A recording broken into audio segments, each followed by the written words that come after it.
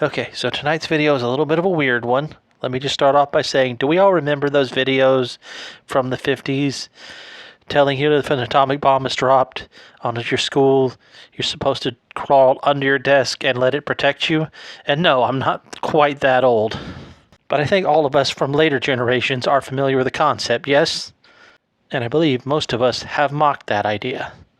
Here's the idea. I don't think duck and cover was actually intended to protect you from a nuclear bomb dropped directly on you. We know of at least one person to have survived both the Hiroshima and Nagasaki bombs. His name was, and I'm sure I'm going to butcher this because it's a Japanese name, Sumoto Yamaguchi?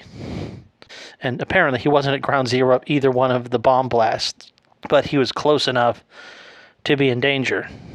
And during the second one, he hid under a desk, and that did save him from some falling debris and flying glass.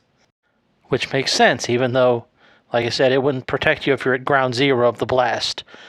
Also, and here's another thought I've never considered before, if you're not actually hit by a blast at all, but think you were or you're about to, having something to do can definitely save people from a panic situation.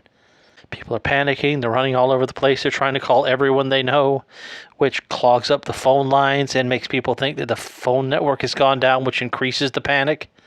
And let me take just a brief moment to talk about President George W. Bush, because believe me, this factors in, because one of the things he got a lot of criticism for at the time was when the 9/11 attacks happened, he was reading to school children, and he stayed there and read the book. I think it was called My Pet Goat, instead of just getting up and hustling out of the room. And let me just say, as much as I was not a fan of President Bush, I consider this to be one of his truly great and presidential moments in his tenure as president. So, because instead of frightening children unnecessarily and rushing out of the room to really not be able to do anything at the moment, he stayed and he calmed fears and he kept everything quiet and he didn't scare children, and I think that's great.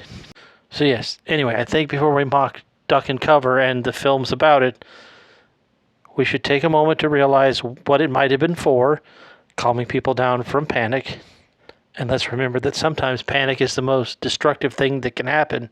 And also that if you're on the periphery of an explosion, even an atomic blast, being under a desk can save you. And sure, there was probably some propaganda tangled up in it, but at the end of the day, if it stops children from being afraid, isn't that enough?